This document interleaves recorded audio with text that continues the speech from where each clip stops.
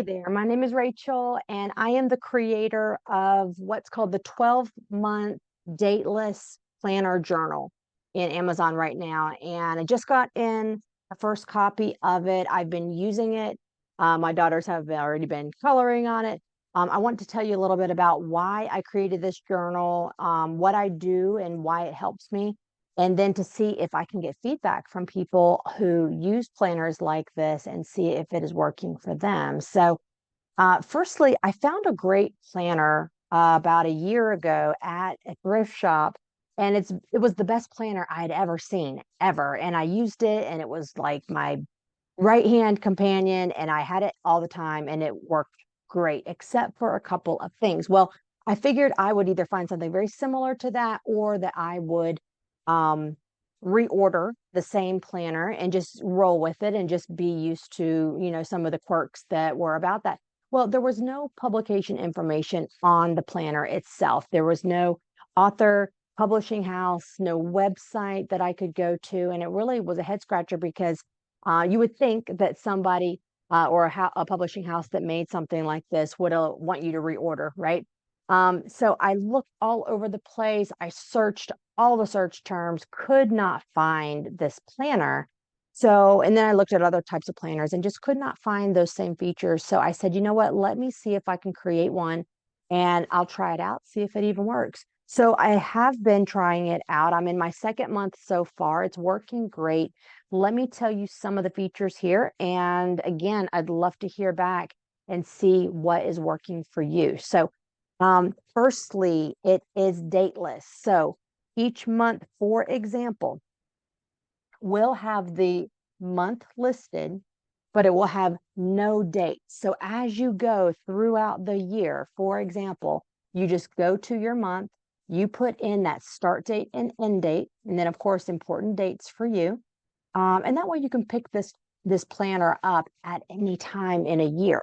Okay. And then you would use it really for 12 consecutive months before you move on. So the month at a glance is undated. Also, the weeks at a glance, not only are they at a glance, but they're also undated as well. So you would go in, for example, and you might write, for example, June 2025 up here, just to remind you. That's one feature that was not in my other planner that I chose to put here. And then you would go on to put the appropriate dates in. Now, my planner, what I like about this is that it starts on Monday, ends on Sunday. Um, I know not everybody likes that, but my academic week starts on a Monday, and it's just really helpful for that. And then, of course, I've got the abbreviated Saturdays and Sundays. The other thing about this that I really needed to have, so this is a carryover from my original planner, is the timing. So, for example, Monday through Friday, it goes from 5 a.m. all the way until midnight.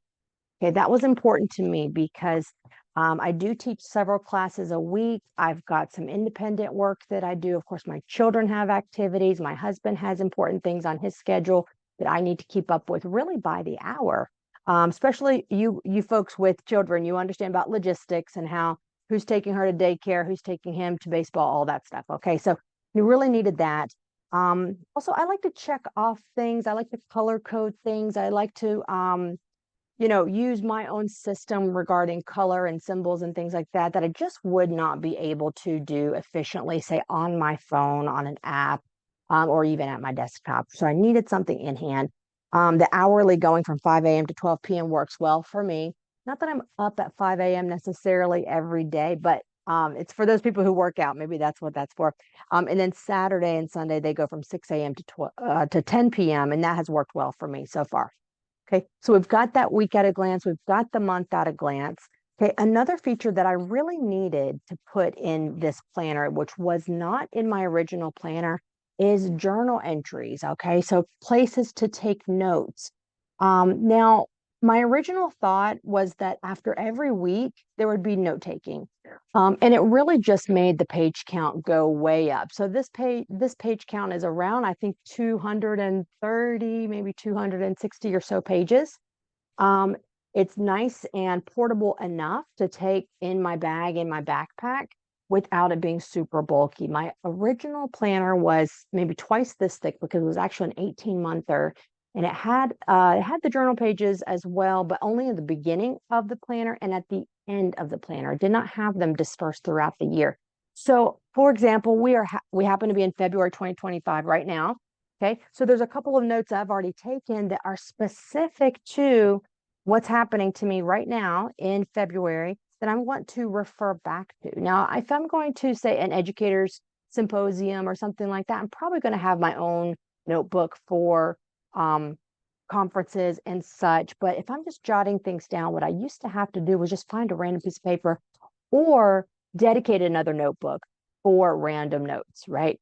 And that was too clunky for me. I needed one thing. So I like this feature. It happens to be at the beginning of every month. So you've got, for example, your month at a glance. Okay.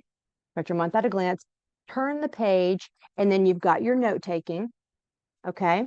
And then once you turn the page again, now you're on to your weeks. Okay. So all the weeks that would be associated with April, for example, and then you start over with the next month at a glance.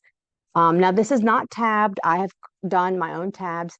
In a perfect world, I would be able to have tabbed this. Okay. But again, I do my color coding and such. It's working for me so far. Okay.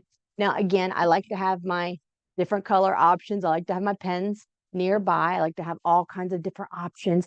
And one thing I was a little bit afraid about this first draft of the book was, will these felt tip pen inks bleed through?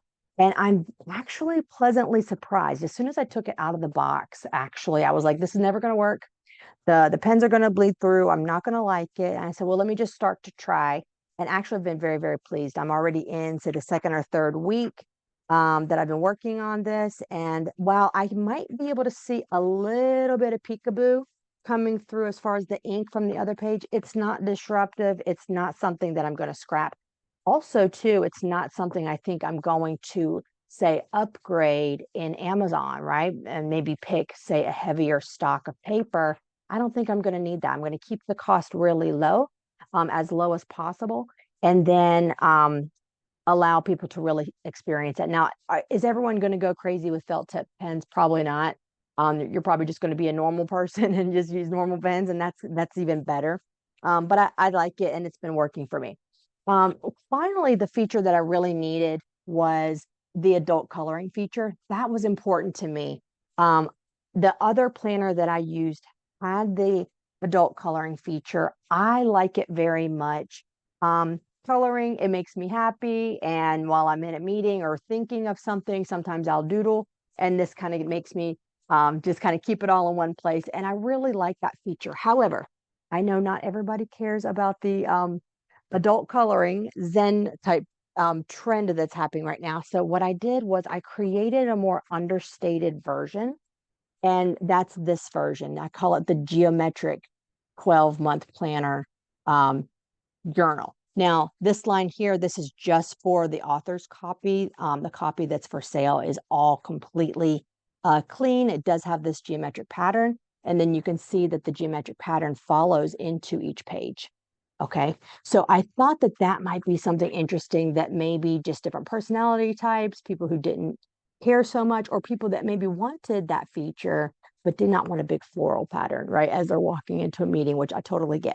All right, so these are also for sale, and I'd love to see feedback on those as well. So we've got the coloring feature, we've got the paperback, we've got the portability because it is thin enough to throw in that backpack, throw in the purse. We've got our week at a glance and our month at a glance. Of course, the dateless portion. Now, one thing that I would improve on this if I could. Now, right now, the cover, it's kind of a slick cover. Okay, I think they call it matte. And it doesn't take to markers great. And if I could change something about this, I would make this more of a porous material, maybe so it didn't have a little bit of that waxy coating, so that I could color on the front. But I totally get it. Most books in Amazon, I'm sure, are not meant to be colored on the cover.